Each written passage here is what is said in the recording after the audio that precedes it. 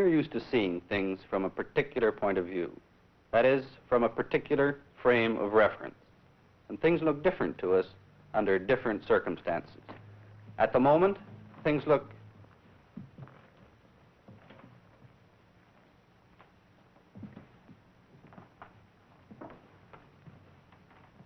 You look peculiar.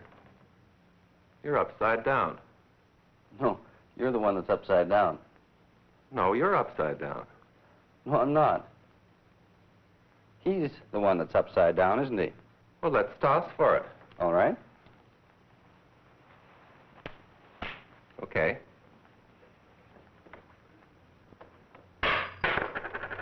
You lose. He's the one that's really upside down. You better come into my frame of reference now. All right.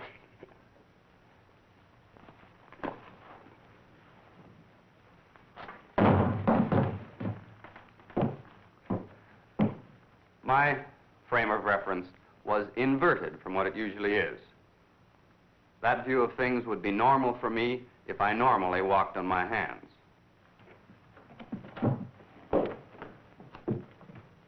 This represents a frame of reference. Just 3 rods stuck together so that each is at right angles to the other 2.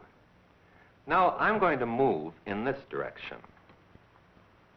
You see the frame at the same spot on your screen, but you know I'm moving this way because you see the wall moving this way behind me. But how do you know that I'm not standing still and the wall moving? It was the wall that was moving. Now the wall has disappeared, and you have no way of telling whether I am moving or not. But now you know that I'm moving. The point of this is that all motion is relative. In both cases, I was moving relative to the wall, and the wall was moving relative to me.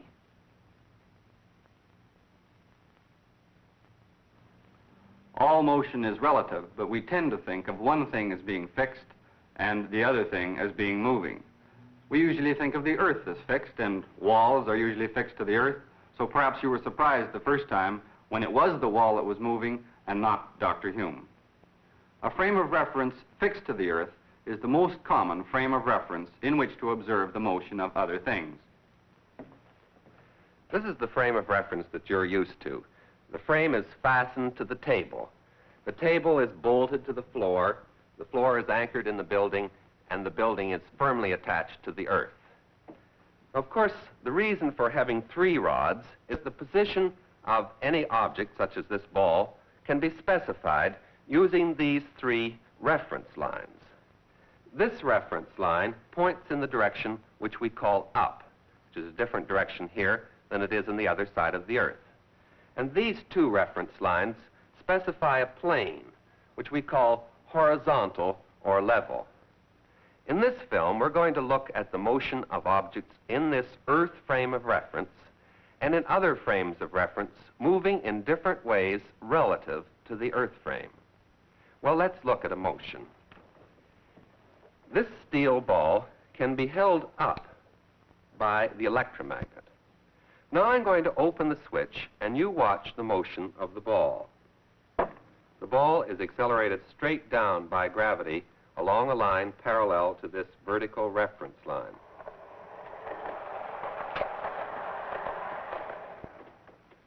As you can see, the electromagnet is mounted on a cart that can move. And I'm going to do exactly the same experiment that Dr. Hume did, but this time while the cart is moving at a constant velocity. The cart is pulled along by a string which is wound around this phonograph turntable, and that pulls it with a constant velocity.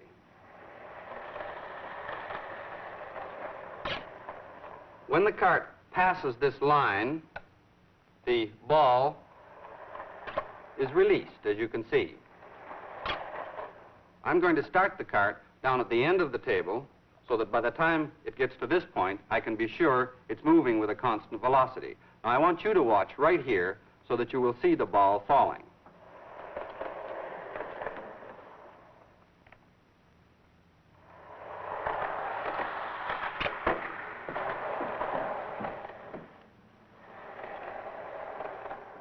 I think you can see that the ball landed in exactly the same position that it did before.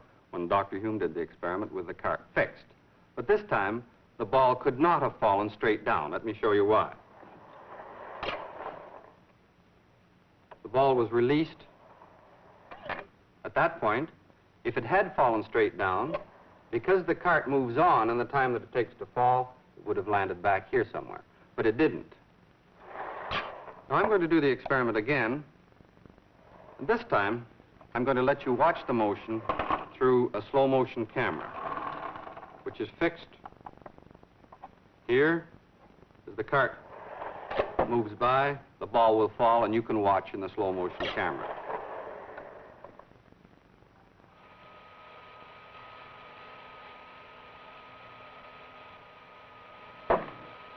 I'll show you this again.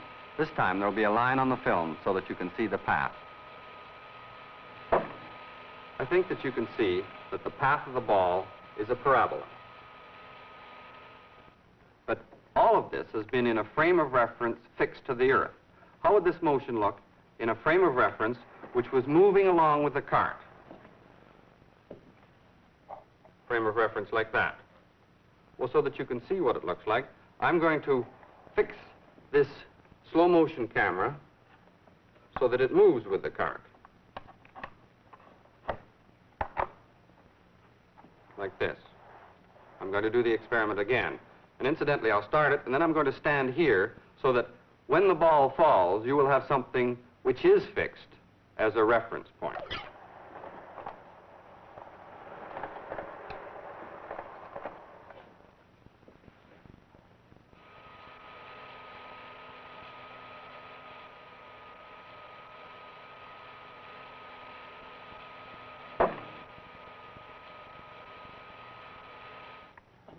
In the moving frame of reference, I think you could see that the path of the ball is a vertical straight line.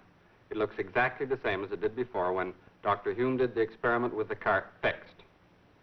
If we were moving along in this frame of reference and we couldn't see the surroundings, then we wouldn't be able to tell by this experiment that we were moving at a constant velocity. As a matter of fact, we wouldn't be able to tell by any experiment that we were moving at a constant velocity. I'm going to do the experiment once more. And this time, I'm not going to stand here behind the ball as it falls so that you won't have any fixed reference frame.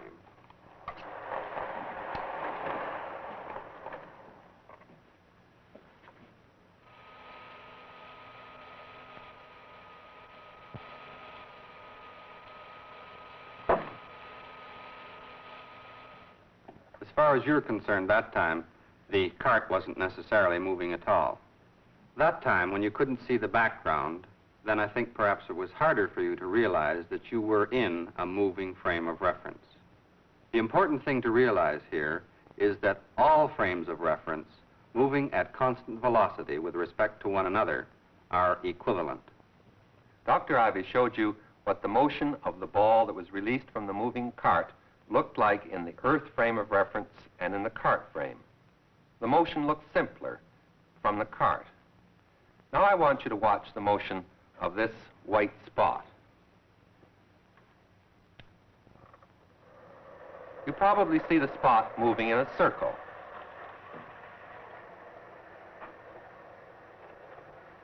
But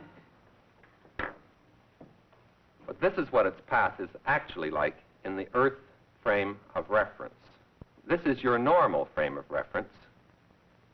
You saw the spot moving in the circle because your eye moved along with the cart. You put yourself in the frame of reference of the moving cart. So you see, it isn't always true that we view motion from the earth frame of reference. When the motion is simpler from the moving frame, you automatically put yourself in that moving frame.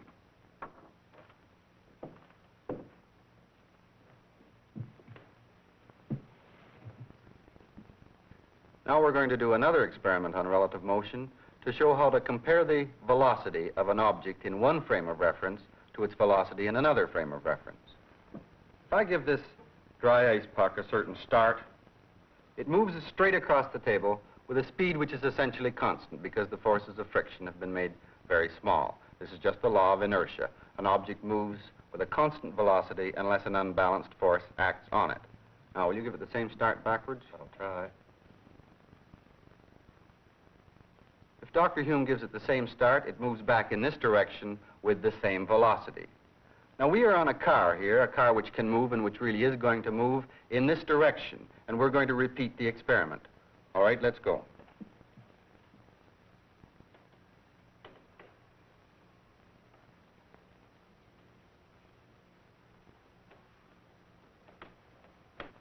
If we were making measurements here, then we would observe the same velocities, that is, the same experimental results that we did before.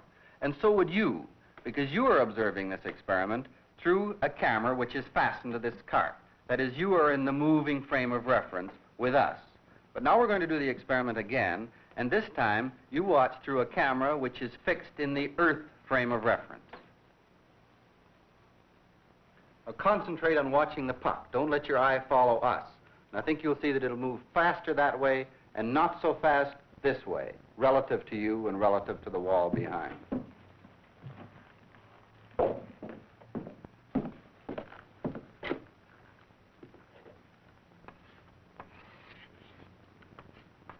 Here's the cart, which was moving along in this direction with a velocity u. We were sitting on the cart at a table. Here I am over on this side, and Dr. Hume was on this side, and we were pushing this puck back and forth on the table.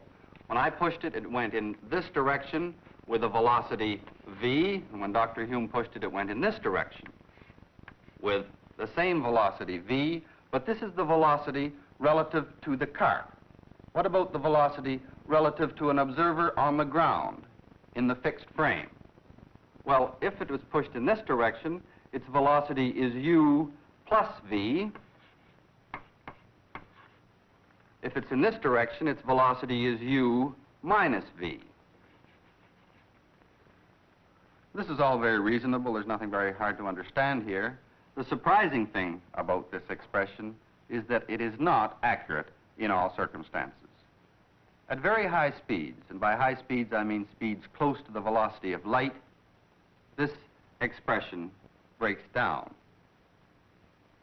At these very high speeds, we have to use the ideas about relative motion developed by Albert Einstein in his special theory of relativity. However, for all the speeds that we are ever likely to run into, this expression, u plus or minus v, is completely adequate. So far, we've been talking about frames of reference moving at a constant velocity relative to one another. Now I'm going to do the experiment with the dropping ball again, only this time the cart will be accelerated relative to the Earth frame. These weights will fall and give the cart a constant acceleration.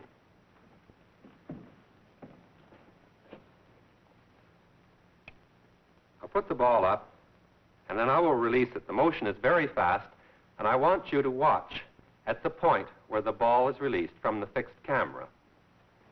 Ready? I don't know whether you saw that or not, but the path of the ball was the same as it was before, only this time it landed in a different spot. This is because the car kept on accelerating in this direction as the ball was falling. Now I'm going to let you see it again with the slow motion camera fixed onto the cart.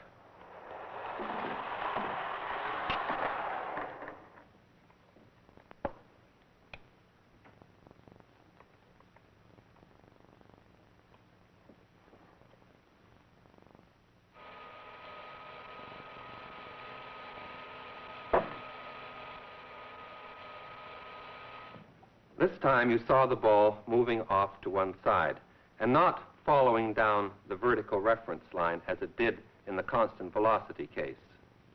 Now suppose you were in this accelerated frame of reference. How could you explain this motion? Gravity is the only force acting on this ball, so it should fall straight down. But if the law of inertia is to hold, there must be a force pushing sideways on the ball in this direction to cause it to deviate from the vertical path. But what kind of a force is it? It isn't a gravitational or an electric or a nuclear force. In fact, it isn't a force at all as we know one. So we're left to conclude that since there is no force that could be pushing in this direction on the ball, that the law of inertia just does not hold. This is a strange frame of reference. We call a frame of reference in which the law of inertia holds an inertial frame. The law of inertia holds in the Earth frame of reference, so it is an inertial frame.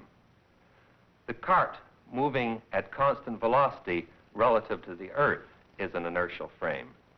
But the cart which is accelerated is not an inertial frame. Because the frame of reference that we're used to living in is one in which the law of inertia holds, when we go into a non-inertial frame, like the frame of the accelerated cart, our belief in the law of inertia is so strong that when we see an acceleration of the ball sideways, we think there is a force causing it. So we make up a fiction that there is a force. And sometimes we call this a fictitious force. Fictitious forces arise in accelerated frames of reference. The frame is accelerated in this direction, so you in the frame see an acceleration of the ball in this direction, and you say that there is a force causing it.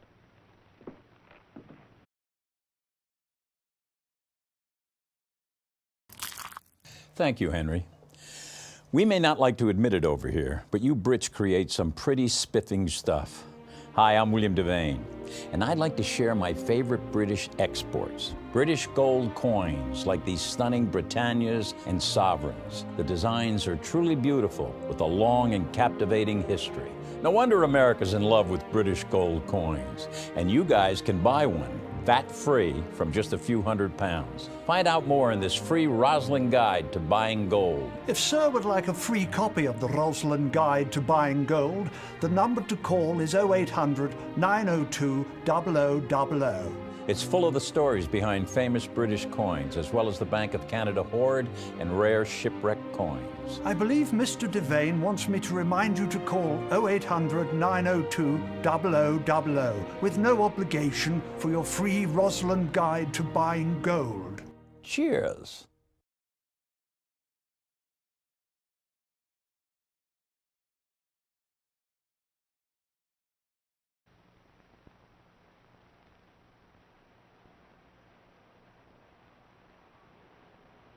What's happening this time? Why doesn't the puck move straight across the table as it did before?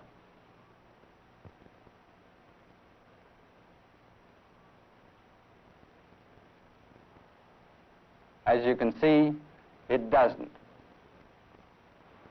So, if we believe in the law of inertia, then we must believe that there is an unbalanced force to change the velocity of the puck. But this puck is nearly frictionless. So what can be exerting this unbalanced force on it? Suppose that you watch the motion, this time, through a camera which is fixed in the Earth's frame of reference.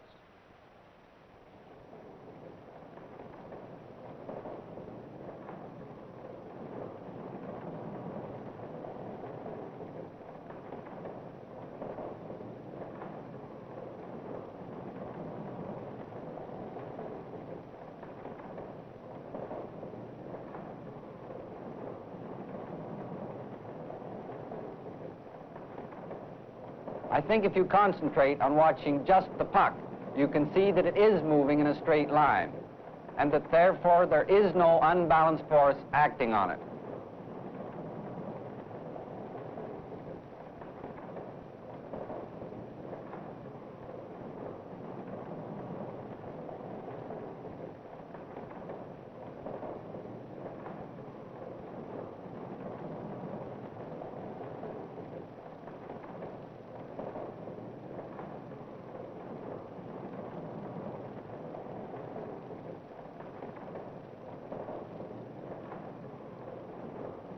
Now we're going to stop this rotation so that I can talk to you about what is happening here. I don't know about you, but I'm dizzy. In the Earth fixed frame of reference, there was no unbalanced force, but in the frame of reference rotating in this turntable, there was an unbalanced force because the velocity of this puck kept changing. This was a fictitious force. The rotating frame is a non-inertial or accelerated frame, just as the accelerated frame of the cart that Dr. Hume showed you was. You know that every object which is moving in a circle has an acceleration towards the center of the circle. This is the acceleration that has a special name, the centripetal acceleration. Now you hold this puck for a while, hold it steady, while the turntable is rotating. I'll get off.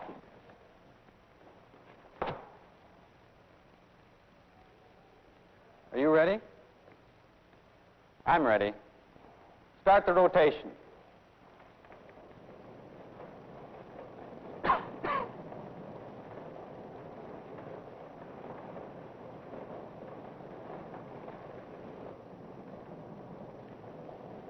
You can see that now the puck is moving in a circle. Dr. Hume is exerting a force to keep it moving in the circle, and you can see this from the fact that the rubber ring is extended. He is exerting the centripetal force, and this is the only horizontal force acting on the puck.